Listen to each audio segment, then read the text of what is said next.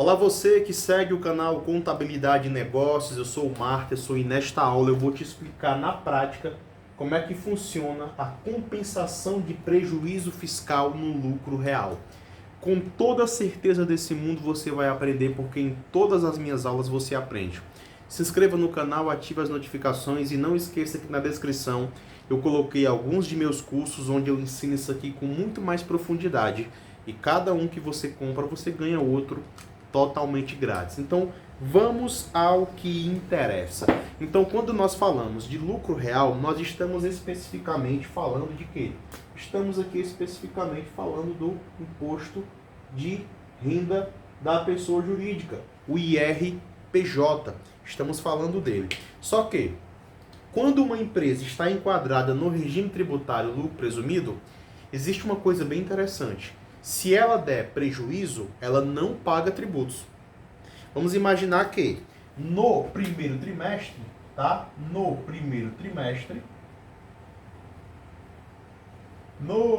trimestre, a empresa teve o quê? Vamos aqui pensar. A empresa teve um prejuízo de R$200 mil. Resultado, ela não vai pagar imposto de renda. Não vai pagar. Essa é a parte boa. A parte ruim é que se a empresa dá prejuízo, muitos períodos consecutivos, está na hora de fechar, né? Veja, vamos aqui. Vamos aqui imaginar agora que no segundo trimestre, essa empresa deu um lucro. Eu vou até colocar aqui azul, ela deu um lucro de 900 mil. É normal que algumas empresas do lucro presumido, em especial quando estão começando, tenham muitos prejuízos nos primeiros períodos, tá? Até por causa dos investimentos que só retornarão posteriormente. Então preste bem atenção. No primeiro trimestre, prejuízo, não pagou. No segundo trimestre, 900 mil. Aí eu pergunto, ela vai pagar tributo sobre 900 mil? E a resposta é não.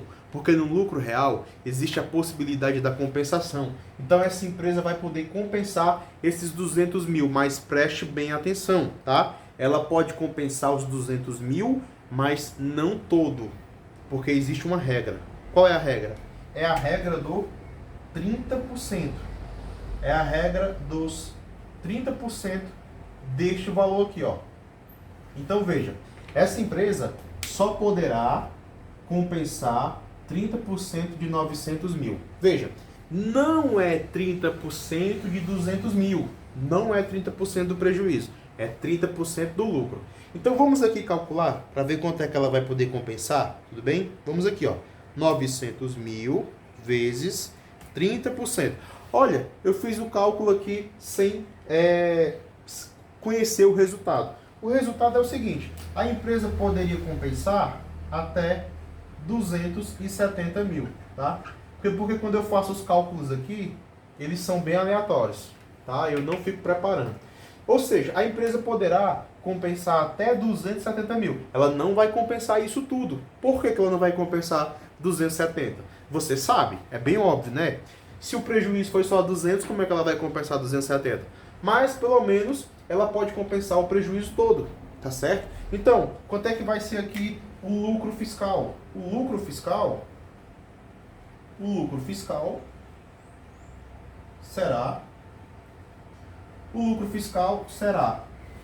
900 mil menos 200 mil.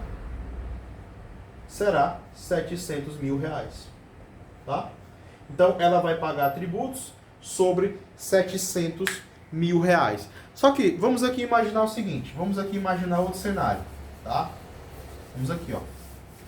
Vamos imaginar agora que o prejuízo fiscal dessa empresa foi de 400 mil. O prejuízo fiscal da empresa foi de 400 mil.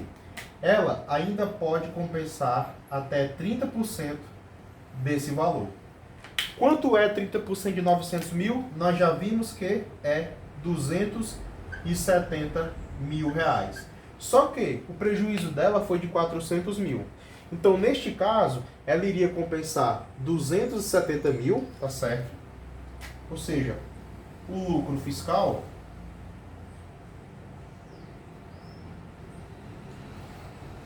Lucro fiscal, que o povo chama de lucro real, seria quanto? Seria 900 mil menos 270 mil, que seria 630 mil. Então, ela iria pagar tributos sobre 630 mil reais, tá certo? Acontece que ainda ficaria um prejuízo de, vamos lá, prejuízo a compensar. De quanto? Não é bem óbvio? A empresa tinha um prejuízo de 400 mil, compensou 270. Ela ainda pode compensar 130 mil. Só que esses 130 mil só poderão ser compensados com outro lucro. Então, se no terceiro trimestre ela tiver um lucro, então calcula 30% do próximo lucro e abate aqui o prejuízo fiscal que ficou acumulado. Então é bem tranquilo, tá? Não existe essa questão de compensação para fins só de CSLL ou só de RPJ. Aqui é para os dois, tá? Essa compensação aqui, essa base de cálculo aqui vai servir tanto para CSLL como para o imposto de renda. Conheça os meus cursos na descrição e se inscreva no canal.